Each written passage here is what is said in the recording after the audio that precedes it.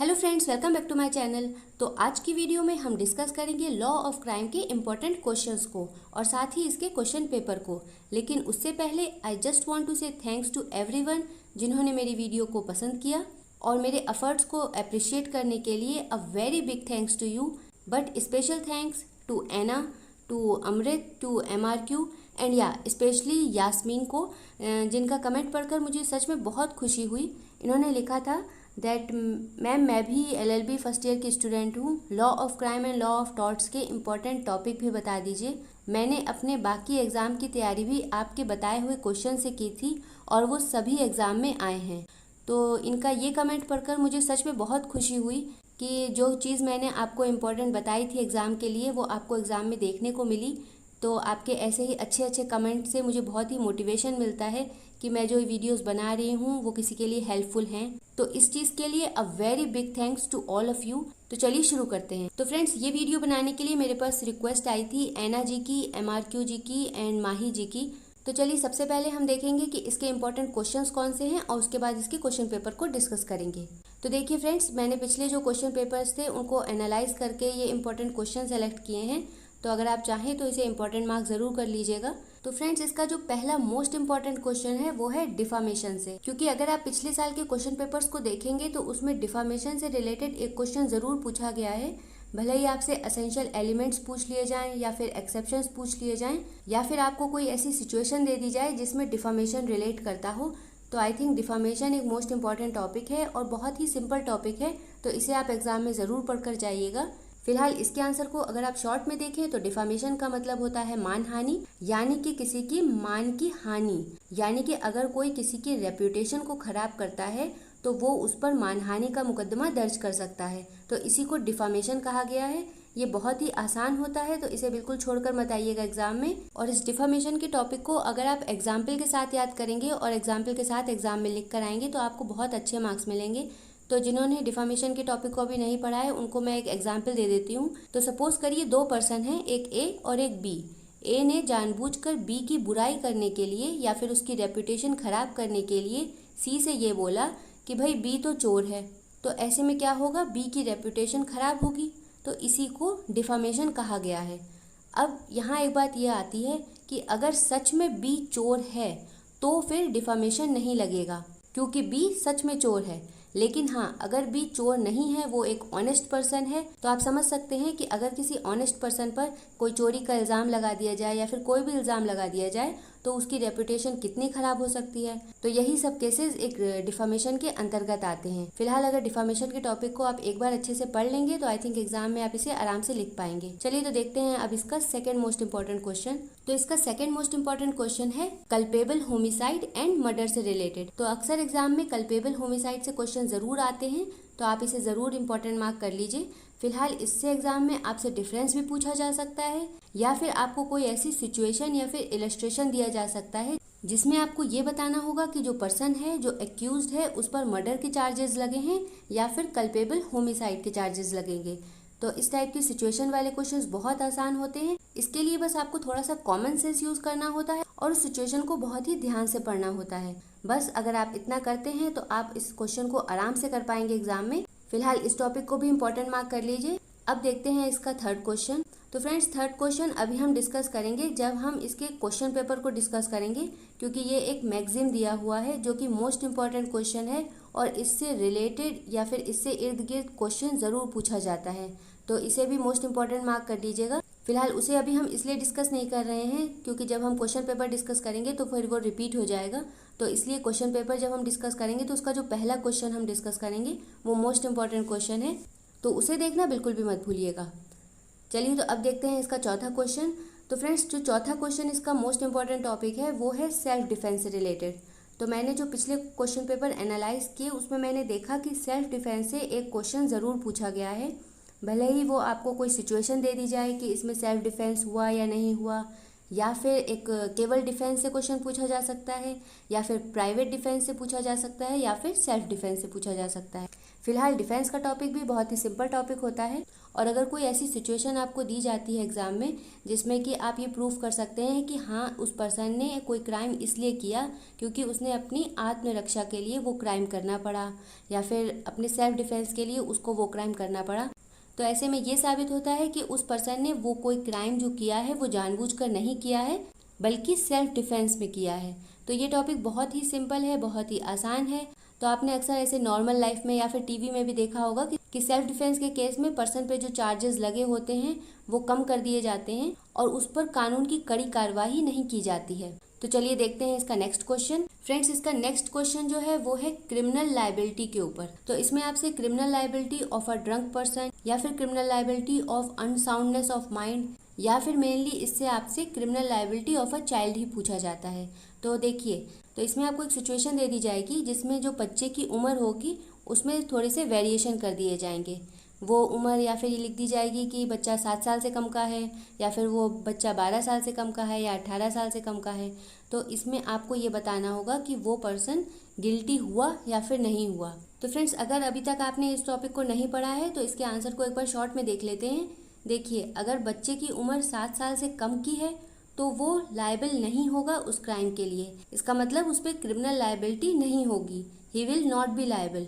लेकिन अगर बच्चा 7 से 12 साल की उम्र का है तो इसमें उस बच्चे ने जो क्राइम किया है उसको देखा जाएगा, और ये देखा जाएगा कि अगर वो क्राइम उसने मैच्योरिटी के साथ किया है तो जाहिर सी बात है वो लायबल होगा, लेकिन अगर वो क्राइम उसने इमैच्योरिटी में किया है तो वो लायबल नहीं होगा। लेकिन अगर बच्चा 12 साल से ऊपर का है तो हाँ, वो बच्चा लायबल होगा उस क्रिमिनल लायबिलिटी के लिए। तो मैं एक बार फिर से रिपीट कर देती हूँ आपको। अगर बच्चा 7 साल से कम का है तो वो लायबल नहीं होगा। अगर 7 से 12 साल की उम्र का है तो उस क्राइम को देखा जाएगा, अगर मैच्योरिटी के साथ किया है तो लायबल होगा, इमैच्योरिटी के साथ किया है तो लायबल नहीं होगा। और अगर बच्चा 12 साल से ऊपर का है तो हाँ, वो उस क्राइम के लिए लायबल होगा। फिलहाल अगर मैच्योरिटी की बात करें तो इसमें मैं आपको एक एग्जाम्पल देना चाहूँगी।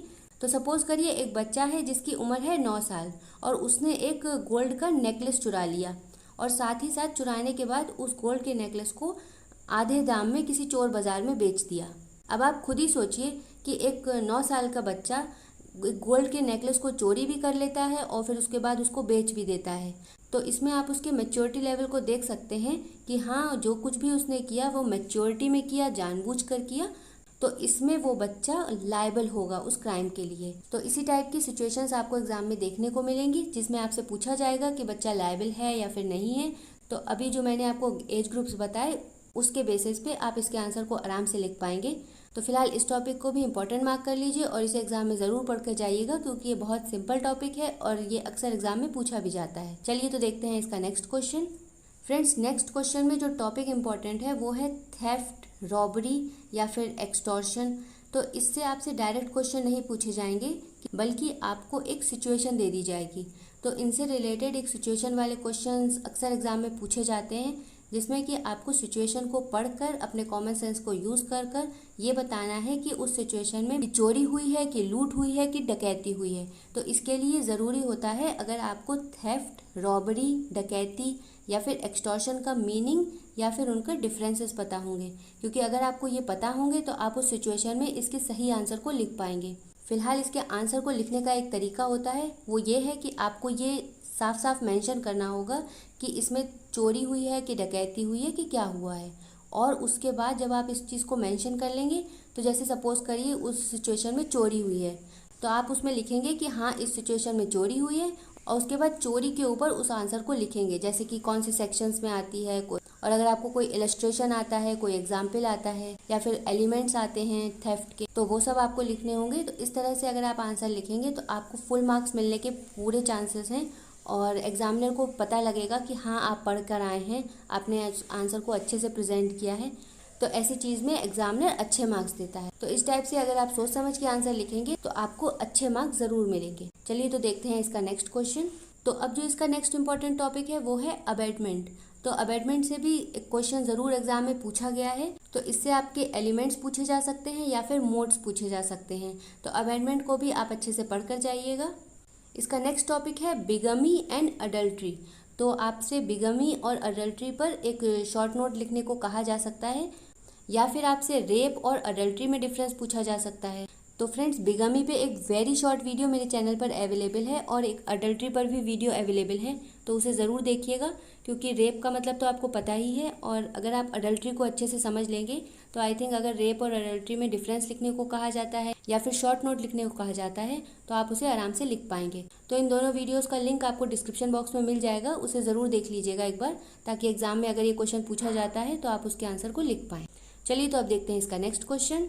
तो फ्रेंड्स, इसका नेक्स्ट क्वेश्चन एक मैगज़िम है जो कि रिलेट करता है मोटिव और इंटेंशन से, तो जिसे हम अभी डिस्कस करेंगे जब हम क्वेश्चन नंबर 1 को डिस्कस करेंगे, क्योंकि उस क्वेश्चन में भी मैगज़िम दिया है, तो इस दोनों मैगज़िम्स को हम साथ में डिस्कस करेंगे। अभी फिलहाल ये दोनों टॉपिक ही बहुत इंपॉर्टेंट है, तो उसे ज़रूर देखिएगा। फिलहाल इसके अलावा एक ट्रेस पासिंग से भी आपसे क्वेश्चन पूछा जा सकता है, तो ट्रेस पासिंग को अगर आप चाहें तो हल्का फुल्का पढ़ लीजिएगा। ट्रेस पासिंग टॉर्ट में भी एक मोस्ट इंपॉर्टेंट क्वेश्चन है, तो ट्रेस पासिंग को अगर आप पढ़ लेंगे तो अच्छी बात है। अगर इसमें नहीं आएगा तो वो आपके टॉर्ट के पेपर में काम आ जाएगा। फिलहाल ट्रेस पासिंग भी बहुत आसान होता है। इसको अगर आप एक शॉर्ट एग्जांपल से समझें तो सपोज करिए आपका एक घर है, आपने एक स्विमिंग पूल बनवाया और एक अनजान व्यक्ति आता है और आपके स्विमिंग पूल में नहा के चला जाता है, तो इसी को ट्रेस पासिंग कहते हैं। और भी बहुत एग्जाम्पल हैं, इसको हम लोग डिटेल में तब देखेंगे जब हम ट्रेस पासिंग को पढ़ेंगे।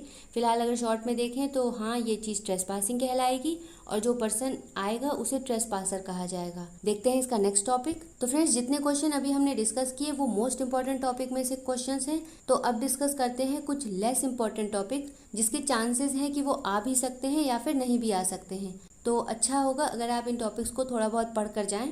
इसका पहला टॉपिक है, इसमें आपको डिफरेंस पूछा जा सकता है या फिर शॉर्ट नोट पूछा जा सकता है। तो इसका पहला पॉइंट है क्रिमिनल ब्रीच ऑफ ट्रस्ट या फिर क्रिमिनल मिस एप्रोप्रिएशन। तो इस टॉपिक को थोड़ा थोड़ा पढ़ लीजिएगा, क्योंकि अक्सर कई बार ऐसा होता है कि आपको जो शॉर्ट नोट्स के क्वेश्चन पूछे जाते हैं उसमें से आपको कोई 5 क्वेश्चंस दिए जाते हैं जिसमें आपको कोई 3 क्वेश्चन सॉल्व करने होते हैं। तो उसमें अक्सर ऐसा होता है कि उस 5 में से 2 क्वेश्चन तो बहुत अच्छे से आते हैं, एक क्वेश्चन नहीं आता है। तो उस एक क्वेश्चन, आप अगर ऐसा कोई क्वेश्चन फंस जाता है कि आपको वो अटेम्प्ट करना पड़ता है, तो इसके लिए आप इन क्वेश्चंस को ज़रूर पढ़ लीजिएगा। इसमें दूसरा जो क्वेश्चन है वो है wrongful restaurant and wrongful confinement. तो ये 2 टॉपिक आप थोड़ा बहुत पढ़ लीजिएगा। इसके मोस्ट इंपॉर्टेंट मैं नहीं कहूँगी, लेकिन हाँ इंपॉर्टेंट ज़रूर कहूँगी। पहला हो गया criminal breach of trust and criminal miss appropriation, और दूसरा हो गया wrongful restaurant and wrongful confinement, और इसमें तीसरा पॉइंट हो गया किडनैपिंग एंड अबडक्शन का। तो फ्रेंड्स, ज़रूरी नहीं है कि किडनैपिंग और अबडक्शन पे क्वेश्चन आए ही आए, लेकिन अच्छा होगा अगर आप एक बार अबडक्शन का मीनिंग या फिर उसकी डेफिनेशन को देख लेंगे। चलिए तो अब इसके क्वेश्चन पेपर को डिस्कस कर लेते हैं जल्दी से। तो फ्रेंड्स, ये क्वेश्चन पेपर भी आपका बाकी क्वेश्चन पेपर की तरह 90 नंबर का है, जिसमें आपको टोटल 5 क्वेश्चन अटेम्प्ट करने हैं, यानी कि एक क्वेश्चन हो गया आपका 18 नंबर का। फिलहाल इसमें एक नोट दिया हुआ है जिसमें लिखा है कि क्वेश्चन नंबर 1 कंपलसरी है। तो एग्जाम देने से पहले आप भी ऐसे नोट को ज़रूर चेक कर लीजिएगा, जिसमें अगर ऐसा लिखा है कि क्वेश्चन नंबर 1 कंपलसरी है तो इसका मतलब आपको वो क्वेश्चन करना ज़रूरी है, और अगर आप वो नहीं करेंगे तो आपको फुल मार्क्स नहीं मिलेंगे। चलिए तो अब देखते हैं इसके क्वेश्चंस को। तो जैसा कि अभी मैंने आपसे कहा था कि क्वेश्चन नंबर 1 अभी हम डिस्कस करेंगे, जो कि मोस्ट इंपॉर्टेंट टॉपिक में से एक है। तो जो इसका क्वेश्चन नंबर 1 है उसे मोस्ट इंपॉर्टेंट क्वेश्चन मार्क कर लीजिए। इसके क्वेश्चन को एक बार रीड कर लेते हैं। ये क्वेश्चन है, what do you mean by the maxim actus non facit reum nisi mens sit rea. तो देखिए फ्रेंड्स, अगर आपको कोई ऐसी मैगजीन दी जाए तो उसे देखकर बिल्कुल भी घबराइएगा मत। बेहतर होगा अगर आप उस क्वेश्चन को हिंदी में पढ़ लें, क्योंकि कोई भी मैगजीन होता है वो हिंदी में सिंपल लैंग्वेज में लिखा होता है। तो देखिए हिंदी में क्या लिखा है, सूत्र, केवल कार्य किसी को अपराधी नहीं बनाता यदि उसका मन भी अपराधी ना हो, से आप क्या समझते हैं। आगे देखते हैं, what are exceptions to this rule, discuss briefly. मतलब कि इस नियम के अपवाद क्या हैं, संक्षेप में विवेचन कीजिए। तो फ्रेंड्स, इस टाइप के क्वेश्चन इसलिए इंपॉर्टेंट होते हैं बिकॉज आईपीसी में एक क्वेश्चन इंटेंशन से रिलेटेड ज़रूर आता है, जिसमें आपसे ये पूछा जाता है कि अगर एक्यूज्ड ने कोई क्राइम जानबूझकर किया है तो वो गिल्टी होगा या फिर नहीं होगा, या फिर आपको मैक्सिम नहीं दिया जाएगा तो कोई ऐसी सिचुएशन दे दी जाएगी। फिलहाल उस क्वेश्चन को अगर आप ध्यान से देखेंगे तो हाँ, उसमें आपसे यही क्वेश्चन पूछा जाएगा कि अगर पर्सन का रॉन्गफुल इंटेंशन है तो वो गिल्टी होगा, या फिर अगर इंटेंशन नहीं है तो वो गिल्टी होगा या नहीं होगा। तो इस टाइप के क्वेश्चंस को एक बार ज़रूर पढ़ लीजिएगा। और जैसा कि मैंने अभी आपसे कहा था कि 2 मैक्सिम इंपॉर्टेंट हुए, इसका दूसरा जो मैक्सिम है जो मोस्ट इंपॉर्टेंट है वो है ignorantia facit excusat ignorantia juris non excusat. Simple language में देखें तो इसका मतलब होता है ignorance of fact excuses but the ignorance of law does not excuse. इस क्वेश्चन को पूछने का तरीका दूसरा भी हो सकता है, जैसे कि a mistake of fact is a good defence but a mistake of law is not. Discuss. तो फ्रेंड्स, इन दो मैगजीम में से आपसे कोई भी एक मैगजीम देखकर आपसे क्वेश्चन पूछा जा सकता है। तो फ्रेंड्स, ये दो मैगजीम हैं जो कि आईपीसी में इम्पॉर्टेंट होते हैं, लेकिन ये बहुत ही सिंपल होते हैं। अगर आप इसे एक बार पढ़ लेंगे तो आप एग्जाम में इसके आंसर को अच्छे से लिख पाएंगे। फिलहाल अगर कोई ऐसा मैगजीम आता है या फिर कोई ऐसा लैटिन फ्रेज आता है तो उसकी लैंग्वेज को देखकर बिल्कुल घबराइएगा मत और उस क्वेश्चन को ऐसे डर के मारे छोड़कर मत आइएगा। उसकी हिंदी एक बार ज़रूर पढ़ लीजिएगा और अगर उस क्वेश्चन को पढ़ने के बाद आपको लगता है कि हाँ आप उसके आंसर को लिख सकते हैं तो उसको ज़रूर अटेम्प्ट करिएगा। और अगर लगता है कि नहीं समझ में आ तो रहा है लेकिन इसका आंसर नहीं हो पाएगा तो फिर उस क्वेश्चन को मत करिएगा। एग्ज़ाम में वही क्वेश्चंस करिएगा जिनके आंसर्स आप लिख पाएँ, क्योंकि अक्सर एग्ज़ाम में होता है कि हमें ये तो पता होता है कि इसका आंसर क्या होगा, लेकिन हमारे पास इतना मटेरियल नहीं होता है कि हम उसमें क्या क्या लिख पाएँ। तो हमेशा एग्ज़ाम में वही क्वेश्चन अटेम्प्ट करिए जिसमें आपको पता हो कि आप इसमें इलस्ट्रेशन, एग्जाम्पल या फिर कोई ऐसी डेफिनेशन दे सकते हैं जिससे कि आपको अच्छे मार्क्स मिल पाएँ। चलिए तो देखते हैं इसका नेक्स्ट क्वेश्चन। तो इसका नेक्स्ट क्वेश्चन है, discuss the criminal liability of a child who at the time of committing the criminal act was only 9 years of age. तो इसके आंसर को तो अभी हमने पहले डिस्कस ही किया था। हिंदी में है, एक ऐसा बच्चे के आपराधिक दायित्व की विवेचना कीजिए जो अपने द्वारा आपराधिक कृत्य किए जाते समय मात्र 9 वर्ष की उम्र का रहा था। इसका सेकंड पॉइंट देखते हैं। A stole the wrist watch of B on the day on which he was exactly of 7 years age. Whether his case for the purpose of defense will fall under section 82 or section 83 of Indian Penal Code, what is your opinion in this regard? Hindi में, आ ने जिस दिन वह अर्थात आ ठीक 7 वर्ष का था बा की कलाई वाली घड़ी चुरा ली। आपकी राय में आपराधिक दायित्व से बचाव हेतु उसका मामला भारतीय दंड संहिता की धारा 82 या 83 में से किस धारा के अंतर्गत आएगा? तो जैसा कि इसके आंसर को अभी हमने डिस्कस करा ही था, मैंने आपको वो एज ग्रुप्स बताई थी, आप उसको याद कर लीजिएगा ताकि जब इस टाइप के क्वेश्चंस एग्जाम में आए तो आप उसको अच्छे से लिख पाएं। चलिए तो देखते हैं इसका नेक्स्ट क्वेश्चन। इसका नेक्स्ट क्वेश्चन है, explain in brief the circumstances in which the right of private defence of the body extends to causing of death of the offender. Hindi में, उन परिस्थितियों की संक्षेप में व्याख्या कीजिए जहां शरीर की प्रतिरक्षा का अधिकार आक्रामक की मृत्यु कारित करने तक विस्तृत हो जाता है। तो जैसा कि अभी मैंने आपको बताया था कि डिफेंस से रिलेटेड एक क्वेश्चन ज़रूर आता है, तो देखिए आप देख सकते हैं क्वेश्चन आया है। तो फ्रेंड्स, यहाँ पे एक मैं क्वेश्चन आपको बताना चाहूँगी। तो अक्सर एक सिचुएशन ऐसी दे दी जाती है, सपोज करिए आप कहीं जा रहे हैं और आपकी मदर या फिर आपके फादर या फिर आपकी कोई फ्रेंड आपके साथ हैं और कोई उन पर हमला कर देता है। तो ऐसे में आप क्या करेंगे? जाहिर सी बात है, उन्हें बचाने के लिए कोई एक्शन लेंगे। तो ये वाली सिचुएशन में आपसे पूछा जाएगा कि क्या सेल्फ डिफेंस का केस लगेगा? तो हाँ, इसका आंसर ये होगा यस, सेल्फ डिफेंस के केस लगेगा इसमें, क्योंकि आपने अपने साथी को या फिर अपनी मदर या फिर अपने फादर को बचाने के लिए वो कदम उठाया है। तो उसमें जो सेक्शंस लगेंगे वो सेल्फ डिफेंस के ही लगेंगे। या फिर अगर सपोज करिए कोई पर्सन आपकी किसी प्रॉपर्टी को हानि पहुंचाने वाला है और अगर आप ऐसे में कोई एक्शन लेते हैं तो वो भी सेल्फ डिफेंस में आएगा। सपोज करिए कोई आपका नेकलेस चुराने वाला है या फिर आपकी घड़ी चुराने वाला है, तो जाहिर सी बात है आप देखते तो नहीं रहेंगे कि हाँ चुरा ले जाओ, बल्कि आप कोई एक्शन लेंगे। तो ये वाला एक्शन भी सेल्फ डिफेंस में आएगा। तो अगर इस टाइप की कोई सिचुएशन दी जाए तो बिल्कुल भी कंफ्यूज मत होइएगा, उस क्वेश्चन के आंसर को सेल्फ डिफेंस के पॉइंट ऑफ व्यू से ही आंसर करिए। चलिए तो देखते हैं इसका नेक्स्ट क्वेश्चन। इसका नेक्स्ट क्वेश्चन है, A who is suffering from unsoundness of mind attempts to kill B, can B exercise the right of private defense against A? Explain the correct legal position. Hindi में, आ जो चित्त विकृतता से पीड़ित है बा को जान से मारने का प्रयत्न करता है, क्या बा को आ के विरुद्ध व्यक्तिगत प्रतिरक्षा का अधिकार प्राप्त होगा? सही विधिक स्थिति को स्पष्ट कीजिए।